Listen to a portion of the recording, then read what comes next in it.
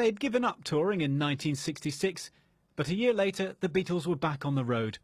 Filming Magical Mystery Tour, the Fab Four dropped into Plymouth, the media scrum not far behind. What's the film going to be all about?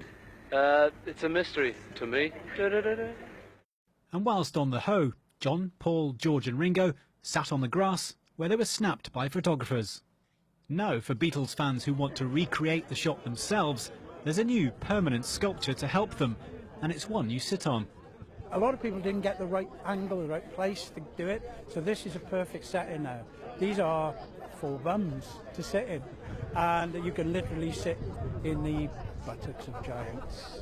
Music writer and Beatles fan David Quantick, seen here pointing like Ringo, lived in Plymouth at the time and had no idea they'd visited. No, I didn't. I mean, I was 6 years old. I didn't really know that much about the Beatles, but we were probably just over the road at Dingles doing our shopping, you know, at the time. We could have come and met the Beatles, but no.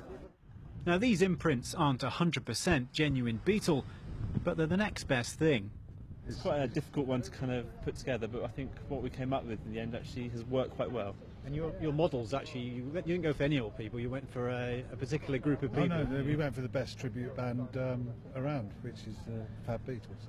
Looking on from a bench in the background is Jean Lightfoot, whose family were also photographed in 1967. My mum, dad and auntie were actually sat on a bench like this, looking at the famous 4, totally oblivious to the fact that they were the Beatles. And I think if they were here today, they'd actually love the fact that, you know, they were part of something quite spectacular. But could this new artwork put Plymouth on the Beatles' map? Some think it will. There's a picture of them outside the Eiffel Tower in about 1964, and there's the Abbey Road crossing. But it's jolly dangerous to try and photograph anybody recreating that scene. It's lovely and safe up here, so I can see that this is going to be very popular.